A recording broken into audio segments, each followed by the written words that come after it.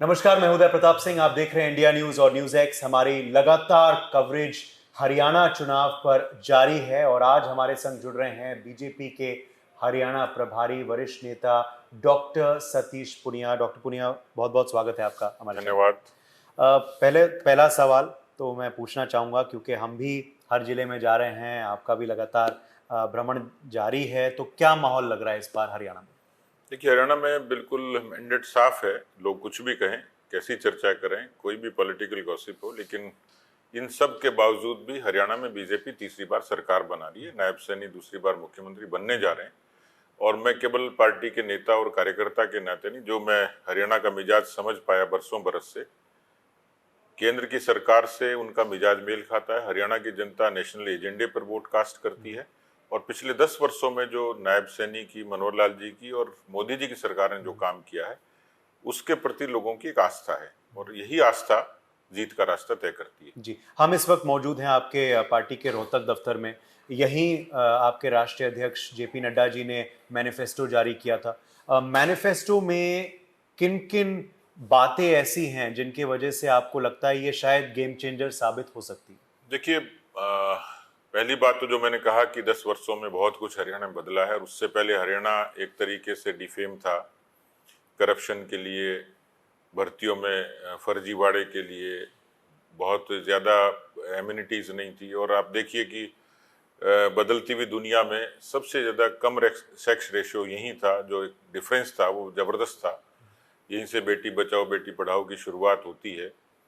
यही राज्य है जिसने केंद्र की प्रवर्तित योजनाओं को सबको अच्छे से लागू किया पिछले 10 वर्षों में। और इसलिए हम जो कहते हैं वही करते हैं और उसी स्पिरिट से हमने अपना संकल्प पत्र जारी किया है। उसमें वो तमाम बातें जिसमें हमने कुछ चीज़ें तय करी हैं और कुछ भविष्य का हमारा एक रोड मैप है। हमारा ये ब्लूप्रिंट है, एक संकल्प है हरियाणा की जनता के लिए, जो बहुत परिश्रम से लगभग 2 लाख लोगों की ओपिनियन ऑनलाइन ऑफलाइन आई। उसके संकलन के बाद हमने ये तय किया। तो एक इस तरीके का डॉक्यूमेंट बना है जिसको हम विजन डॉक्यूमेंट कह सकते हैं। यहाँ जवानों के बीच में अग्निवीर की बड़ी चर्चा होती है। हरियाणा की सरकार ये एश्योर करती है, पार्टी एश्योर कर रही है कि हम 100% उनको सरकारी रोजगार देंगे। जो किसी तरीके का भ्रम था वो खत्म करना चाहिए। जो खिलाड़ी हैं उनके लिए ओलंपिक नर्सरी का कमिटमेंट हमने किया है। 2 लाख सरकारी नौकरियों का कमिटमेंट हमारा है, हम उसको पूरा करेंगे। अभी भी लगभग 2.5 लाख से ऊपर नौकरी हम लोग दे चुके हैं। 1,44,000 का तो प्रमाणिक डाटा है और उसको यदि और प्लस करें तो लगभग वो आंकड़ा 2.5 लाख के आसपास पहुंचता है। इसी तर्ज पर 5 लाख लोगों को हम लोग मकान देंगे, ये कमिटमेंट हम लोगों का है। तो कुल मिलाकर एक समग्रता लिए हुए है लाडली लक्ष्मी, जिसमें 2100 रुपये हम बेटी को, बालिका को प्रोत्साहन के लिए देंगे, स्कूटी उनको देंगे। तो कुल मिलाकर इंफ्रास्ट्रक्चर से लेकर आम आदमी की सहूलियत तक ये सब उसमें समाहित किए हैं। 20 तो ऐसी चीजें हैं जो साफ तौर पर हर तबके को जिसमें हमने सहूलियत देने का संकल्प किया है। पर क्या आप मानते हैं कि कहीं ना कहीं, जैसे आप कह रहे हैं कि बहुत कुछ है इसमें, पर आपने अग्निवीर का जिक्र किया, आपने किसानों का भी जिक्र किया, आपने महिलाओं का जिक्र किया, क्या आप मानते हैं कि कहीं ना कहीं किसानों की वजह से और ये जो अग्निवीर मुद्दा जो बीजेपी जो कांग्रेस ने उठाया था, इसकी वजह से नुकसान हुआ है लोकसभा में हाल ही में हरियाणा में? देखिए, मैं फायदे नुकसान की बात नहीं करता। लोकतंत्र है, इसमें सबको अपने अपने वोट देने की आज़ादी है और वोट का मिजाज हर समय अलग अलग होता है।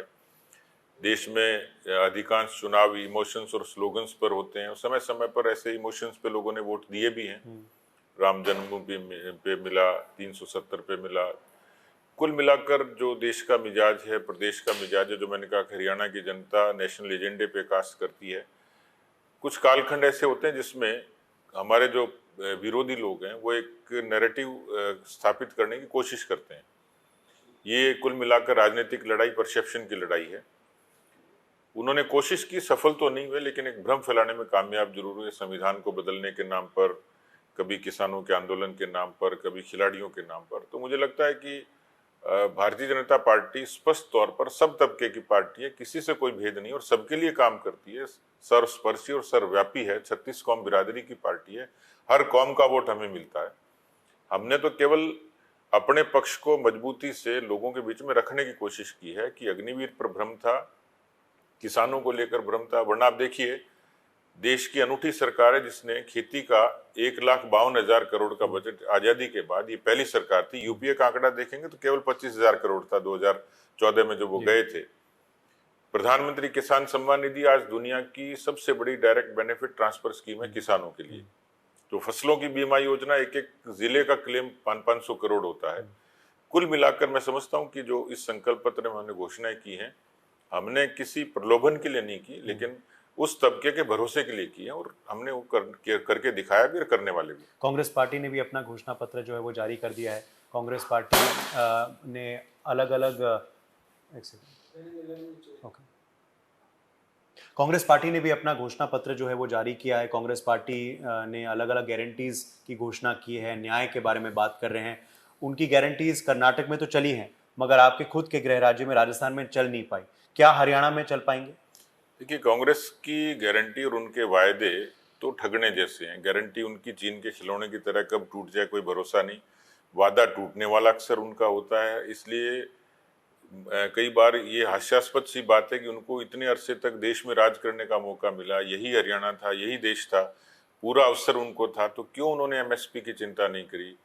क्यों उन्होंने इस तरीके से 500 रुपए में सिलेंडर की बात नहीं करी? क्यों उन्होंने पेंशन की बात नहीं करी? तो मुझे लगता है कि एक किस्म की नकल में भी जैसे अकल चाहिए होती है, तो वो अकल भी उनमें दिखती नहीं है कि उन्होंने केवल बीजेपी को कॉपी करने की कोशिश की है। जो हमने अपनी योजनाएं लागू कर रखी हैं उन्हीं को कहीं ना कहीं पेस्ट करने की कोशिश की है। तो मुझे लगता है कि वो खाली एक दिखावा सा है, प्रलोभन जैसा है, वो कभी एग्जीक्यूट होगा भी नहीं और ऐसा अवसर उनको मिलेगा भी नहीं। जी, अंतर्कलह दिखने को मिली है, कांग्रेस में भी है, बीजेपी में भी कहीं ना कहीं दिखी थी। क्या आपको लगता है वो नुकसान नहीं करेगी आपकी पार्टी को? हाँ, कुछ बागी तो मान गए हैं, मगर कुछ और हैं अभी मैदान में। देखिए, फर्क है उनके यहाँ भारतीय जनता पार्टी में जो डिसिप्लिन है, जो संगठन का ढांचा है और जो लोगों का एक रेस्पेक्ट है, वो उनकी पार्टी में नहीं दिखता। ये हो सकता है कि एक एक टिकट पे बहुत सारे एस्पायरेंट होते हैं, उसमें से कुछ लोगों को 90 सीटें थी, एक सीट पे एक को ही देंगे, तो कुछ नाराजगी हो सकती है। लेकिन जो मैं भी देख रहा हूँ कि हमने 95% उस चीज़ को सेटल कर लिया है। कांग्रेस में एक बड़ा तबका है जो आज भी उनके रिबेल्स की यदि संख्या देखेंगे तो 25 से ऊपर है। हमारे यहाँ तो 2, 3, 4, 5 लोग मुश्किल से हैं। हमने सेटल किया है, कार्यकर्ता भी सब काम पे लगे। तो मुझे लगता है कि कांग्रेस के लिए परेशानी ज़्यादा, हमारे लिए कम है। जी, प्रधानमंत्री नरेंद्र मोदी भी आपके सबसे बड़े स्टार कैंपेनर हैं बीजेपी के लिए। वो जहाँ जाते हैं हमेशा फ़ायदेमंद साबित होते हैं और बहुत से वोट लाते हैं बीजेपी प्रत्याशियों के लिए। हमने देखा था कुरुक्षेत्र में उनकी बहुत बड़ी सभा हुई थी, अब सोनीपत में भी होने जा रही है। तो पीएम मोदी का इम्पैक्ट क्या रहने वाला है इन चुनावों पर? देखिए, नेतृत्व का एक भरोसा होता है और मोदी जी ने उस भरोसे को लोगों के बीच में पैदा किया है।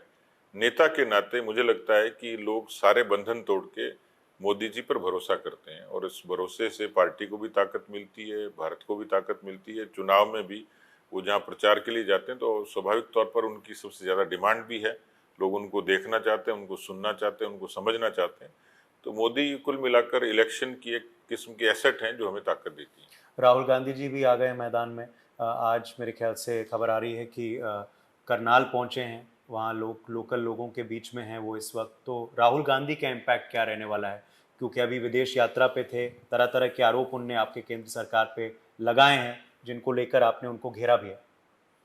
राहुल गांधी जी देर से भी आए हैं और दुरुस्त भी नहीं आए हैं। मुझे लगता है कि एक पॉलिटिकल लीडर की जो विजन होती है, बहुत इम्पोर्टेंट चुनाव था, अमेरिका जनाब घूम रहे हैं और ऐसे कई अवसरों पर देखा है कि चुनाव कहीं थे, यात्रा कहीं निकाल रहे थे। उनके मुझे लगता है कि सोच में और व्यक्तित्व में एक कंट्रास्ट है और इसलिए वो ठीक से डिलीवर न पार्टी को कर पा रहे और न उस चीज़ों को लीड कर पा रहे थे। इसलिए न उनकी कोई अपील है। वो एक खानदान विशेष के हैं और कांग्रेस में ये परंपरा है उस खानदान की पूजा करने की, तो इतना भर उनका एक रोल है। राहुल गांधी का कोई पब्लिक इम्पैक्ट नहीं है। जी, एक और नेता है मगर जो आ गए हैं मैदान में, वो है अरविंद केजरीवाल। हाल ही में जमानत मिली उनको, आज वो उतर आए हैं हरियाणा के मैदान में। उनके रोड शोज अब लगातार होंगे। क्या उनका कोई इम्पैक्ट होगा? आम आदमी पार्टी कह रही है जैसे मौका दिया पब्लिक ने पंजाब में, वैसे ही हरियाणा में दे लोग।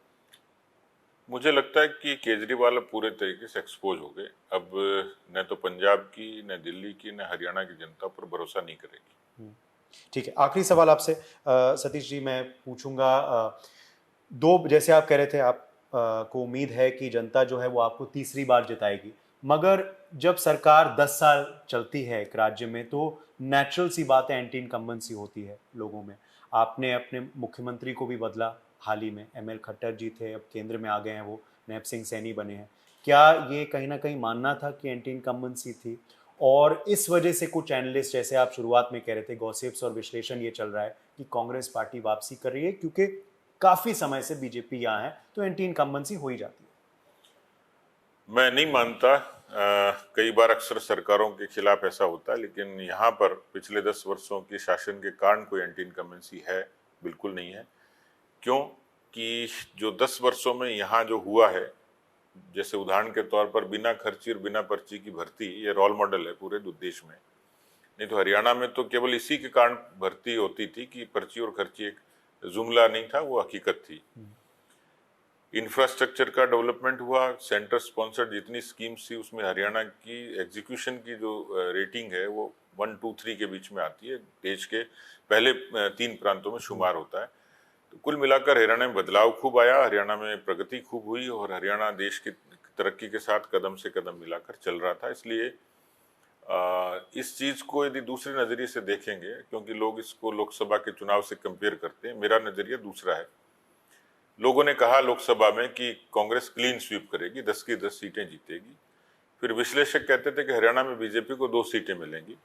हम लोग 5 सीटों पर जीते हैं। ये ठीक है कि 5 हमारी सीटें कम हुई हैं, पर उसमें कांग्रेस कारण नहीं थी, वो हमारी अपनी कुछ कारण थे, जिसमें कुछ मैनेजमेंट से जुड़ी हुई चीजें थी, कुछ एफर्ट्स से जुड़ी हुई चीजें थी। कांग्रेस के प्रति प्रेम नहीं था, हमारे प्रति बैर नहीं था। और ये महज संयोग था कि कहीं न कहीं हम अपने जो समर्थक वोट था वो पोलिंग स्टेशन तक नहीं पहुंचा, सिर्फ इतना फर्क था। लेकिन आप ये देखिए, इतने सारे नेगेटिव नैरेटिव्स के बाद, इतने सारे दुष्प्रचार के बाद, जिसमें संविधान, आरक्षण, सारी चीजें शामिल थी, हम 5 सीटें जीते। असेंबली का असेसमेंट करेंगे तो यदि जो सो कॉल्ड कही गई बातें थी, एंटी इनकम्बेंसी को जिस तरीके से कुप्रचारित किया गया, वो देखिए कि हमने 44 सेगमेंट पे लीड हासिल करी है। यानी प्रतिकूलता के बीच में भी एक उम्मीद साफ तौर पर दिखाई देती है। फर्क सिर्फ यदि मेजोरिटी की तरफ जाएंगे तो 2 सीटों का ही है। तो मुझे लगता है कि हम लोग बहुमत के से कहीं आगे हैं। ये सारी परिस्थितियां, जिसमें कैंपेन भी शामिल है, प्रचार भी शामिल है, उम्मीदवार भी शामिल हैं, हमने अच्छे योग्य उम्मीदवार दिए हैं। अपेक्षाकृत हमारे यहाँ पार्टी का अंदरूनी विरोध कम है। कैंपेन के लिए नरेंद्र मोदी जी से लेकर तमाम नेताओं जिस आक्रामकता से प्रचार कर रहे हैं और करेंगे, ये सारे कारक हैं जो बीजेपी को जीत के लिए प्रेरित करते हैं। और सारे बिरादरी आपके संग है, क्योंकि कहीं ना कहीं कांग्रेस पार्टी ये दावा कर रही है कि जाट उनके संग हैं और इसलिए जातीय जनगणना की बात कर रहे हैं ताकि अन्य बिरादरी भी आ जाए। देखिए, बीजेपी जाति बिरादरी की पार्टी नहीं करती और बीजेपी को सभी जातियों का वोट मिलता है, और केवल आज से नहीं, अरसे से मिलता है। कम मिलता है, ज्यादा मिलता है, दिगर बात है, लेकिन बीजेपी को सब जातियों का वोट मिला है, तभी बीजेपी सत्ता में केंद्र में आई है, हरियाणा में आई है। और आज भी मैं इस बात पर कायम हूँ, दृढ़ हूँ कि हमें सभी 36 कौम का वोट मिलता है और मिलेगा। चलिए, आपको शुभकामनाएं देते हैं। All the best to you Thank you. For the upcoming elections. Thank you very much धन्यवाद। Satish Poonia ji for speaking with us. तो ये थे सतीश पुनिया जी, जो दावा कर रहे हैं कि बीजेपी की तीसरी बार वापसी हो रही है हरियाणा में और नैब सिंह सैनी दूसरी बार मुख्यमंत्री बनने जा रहे हैं 8 अक्टूबर को। फिलहाल कैमरामैन दिनेश ठाकुर के संग उदय प्रताप सिंह, रोहतक, इंडिया न्यूज और न्यूज़ एक्स।